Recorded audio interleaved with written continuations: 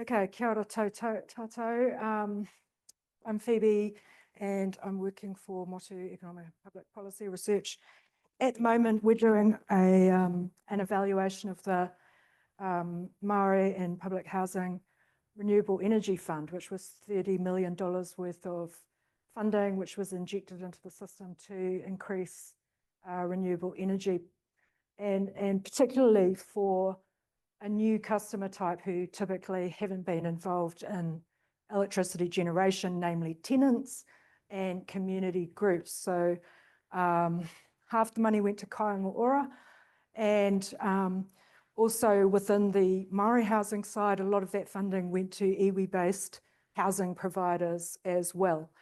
So there's been a lot of innovation. It's been so exciting to watch all the different solutions that different groups came up with. And they really are pushing the system to evolve. And this evolution is in the direction that MB and EA both say that the market should head. So I think this is really interesting work. But what we found is that many of the projects sought to develop some kind of grid-based electricity sharing, and that has been much more challenging than expected. So we're going to talk a bit about what the barriers were, why that was so challenging. So we're going to talk over the motivations from the community's perspective of why they wanted to do sharing. Then I really want to talk about how grid-based electricity sharing can impact the electricity system as a whole, because I think this is a potentially really huge and valuable thing to New Zealand as a whole. We're going to talk about the actualities of what happened when people attempted this and what needs to be done, hopefully, if I get all the way through. Okay, so from the community's perspective, kotaitanga, or acting as one, really is quite straightforward, and it's the same for Aotearoa as it was for all of the iwi groups, is that the big wedge of capital is coming into the community. How can we share the value of this most widely with the greatest number of members of our community? With Aotearoa, that was the primary reason for deciding not to use batteries, because batteries are typically about half the cost. So they could, double the number of people who could benefit by not including batteries. For a lot of the Māori communities, they got to think more creatively, and a lot of them went, well, if we put all the panels on the marae roof, we've got less infrastructure costs. We only need one inverter, one connection to the grid, and so we can try and find a way to share with this rest of the community via the grid. Now, the term peer-to-peer trading was something that was floating around at the time these projects were being developed in 2020. But I think it was, at the time, probably not very, I don't think there was an agreed upon definition of what that really means. And so we'll talk about that a bit more. So from the electricity market, there's very different motivations, which I want to talk about. You guys will all be aware that electricity demand has mainly, essentially predictable peaks and troughs. The grid needs to be maintained with a grid, you can think of it like mains pressure. And so the voltage in the grid, in the distribution side of the grid, needs to be maintained within a certain threshold, and everyone involved in working on in the electricity system needs to commit to upholding those parameters in their work. And because of this, generation needs to closely match consumption, and this is where the electricity market comes in, by using financial disincentives, reducing demand when supply is low. And the very high wholesale prices that we saw recently demonstrate that we need more supply options, and particularly options that can be picked up rapidly, because it's mainly it's the choice of whether or not to fire up the gas fire and coal-fired generation is usually what causes these supply shocks. I think you'll all be aware of this, that we're moving away from this legacy grid infrastructure where generation is on one side on the high voltage with high voltage, and then everything goes through the pylons towards a substation, at which point it gets stepped down and enters the distribution grid, which is the low voltage grid. And we are moving towards a system where that is a massive disruption of that legacy that we have, where a lot more generation is happening out at the fringes, and so it's never going near the high voltage side of the system, but people can generate at and put their energy straight into the low voltage grid, and much more of the action is just going to be staying in that side of things. And this is generally, I don't think anyone's fighting against that in particular, but I think it's important to bear in mind that there are trade-offs in terms of where to put infrastructure money, which can support or not support the future of this. So this is just some early findings from this is just 9 households who came from Northland down to Christchurch. And this is just to demonstrate how those peaks, so the peaks that set off these supply shocks are predominantly they're driven by domestic household use. And what we're usually seeing is that it's often to do with weather. The gas and coal-fired plants weren't fired up because they didn't think the weather would be so bad. Suddenly a weather prediction comes in, says there's going to be a real cold snap, and then they realize, oh, everyone's going to use their heaters tons at 6 p.m. tomorrow night, and we didn't turn the coal-fired generator on in time. And that's when we get these warnings and saying, everyone, can you please save energy? So these households, these 2 graphs, you can see June 2022, the grid drawdown to these households before they had any solar panels installed, and then the same 9 households after they had solar panels. All of these households also had batteries. You can see that that evening peak is massively reduced, around about half. So we've already got an important reduction there just from that's critical to have the battery in place there, because in June, by the time you get to 6 p.m, there's no sun left to generate electricity. So if you don't have a battery, you're going to struggle to change your evening drawdown from the grid. These are the same figures, but adjusted for outdoor temperature. You can see that it's really that evening peak which is the biggest driver of these supply shocks. So the virtual power plant is a concept where if we have what I would call genuine peer-to-peer trading. So when I say genuine, I mean that so I think as far as I'm aware, there's only 2 retailers who are offering something that I would say would fit into this category, where either the producers have access to wholesale prices, the spot price market, or there's a platform where they can select who they're going to share and when they're going to share. If they did have that capacity, then when we hear that warning that there's going to be not enough electricity, anyone with solar panels and a battery is going to be further motivated to say, oh, I'm not going to use much electricity today. I'm going to keep my battery topped up to the maximum because I'm going to make tons of money at 6 p.m. tomorrow night.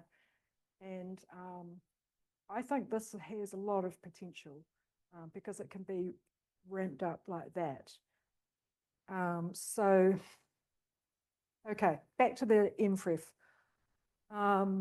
11 of the 42 small scale and 7 of the large scale plan some form of electricity-based sharing. The 7 large scale are not implemented yet, but of the small scale, only 3 fully implemented sharing. So these were the barriers that impacted them being able to do grid-based sharing. Firstly, you can only share at the moment if everyone is going through the same retailer, and this is due to ICPs. You can only sell electricity to the same company that you're buying it from. Aotearoa might talk about this more tomorrow because they had made a lot of effort to deal with that issue. There's also issues with the infrastructure. Though those thresholds that I talked about with the keeping the voltage on the distribution grids within those threshold limits mean that sometimes electricity is being generated and sent to the grid, but it's not able to be accepted because it's going to push it over those. EA is looking at that at the moment, but it's hard to tell at the moment how big an issue that is. My sense from contact I've had with these consumers is that is actually quite a significant one. Transformers is another one. It's another new thing that's happened with this project is that you'll get this concentration of a lot of solar being installed in a small area where they're all serviced by the same transformer. And this has meant that a lot of these projects actually had to upgrade the transformers. Some of the Mariah's actually paid for that themselves. Other times they had partnership with lines companies or something, but that's sort of a new thing that's only come up because typically everyone's more widespread. So as we look to expand this kind of thing, transformers are another important thing we need to bear in mind. At the moment, only 12% of people with rooftop solar have, okay, yeah, I've got to stop. All right, so those are the other things. Oh, and electricity credits are considered by income by MST. So that turned out to actually be a huge issue. And so there's actually quite a bunch of issues. Okay. So buyback rates are also a big issue. Yeah, and without a battery, you can't really, you can't impact those peaks. But anyway, you guys hopefully will get to send these slides, and so you can see that we are going to be continuing to do some more deep dives into this because we've realized that all of these barriers are actually kind of some of the most interesting thing that's come out of this project. So we're going to be doing some more work trying to unpick that in greater detail alongside doing a household level cost benefit analysis of the whole project.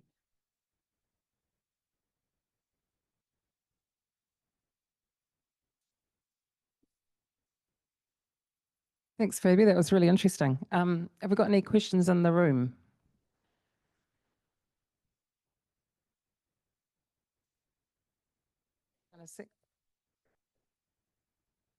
At the start of your talk, you didn't include batteries in your analysis, but you obviously talked about them as being very useful later on. Is that? So I'm sort of talking about two different things here. The virtual power plant is, batteries are critical for that. But in the MFREF,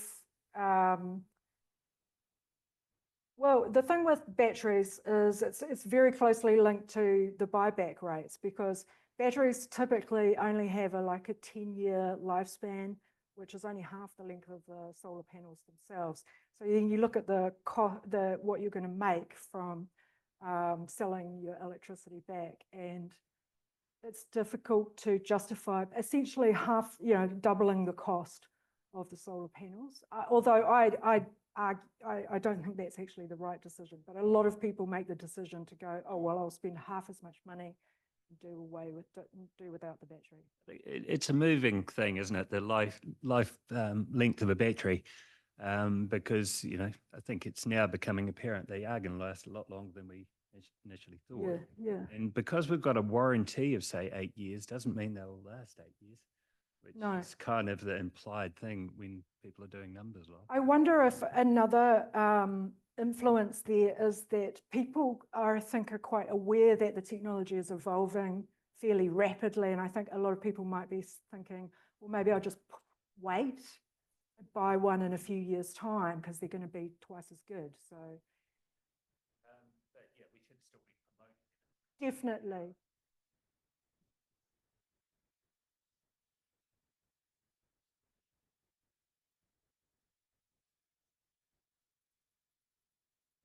Just want to ask a question about household behavior. So when the household went from not having solar to having solar, or not having anything and having solar with a battery, were there noticeable behavior changes in terms of how the household uses energy? For example, did people shift their loads to run the washing machine, or when they did the ironing, or when they ran the hot water maybe to the middle of the day? Was any load shifting or other behavioral changes? We've seen so far, and we're about halfway through the data collection at the moment, is the answer is mostly no. The main change is that people are using more electricity, which was actually the goal. These are, this is a targeted intervention at people in energy poverty. So actually getting them to use more electricity was part of the aim of this fund, and that has been successful.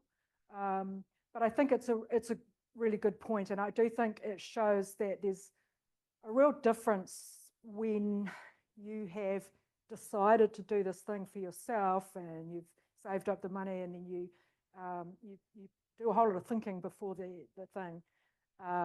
But when it's something that's comes from outside and it's just landed on you, often with the Kaingaroa people, they said they didn't want it, which is mainly because they're unaware of the benefit. But yeah, there's less thought about how to maximise this. So one of the recommendations that we are going to be making is that this kind of thing needs to go alongside some behavioural training. And one thing that came out is one of the customers who was really motivated, had the app and everything. She didn't pay a single electricity bill through the whole between. So she got 8 months worth of free electricity, and I interviewed her in July, and she reckoned she was going to get right through winter and maybe only have to pay $20 for the whole winter.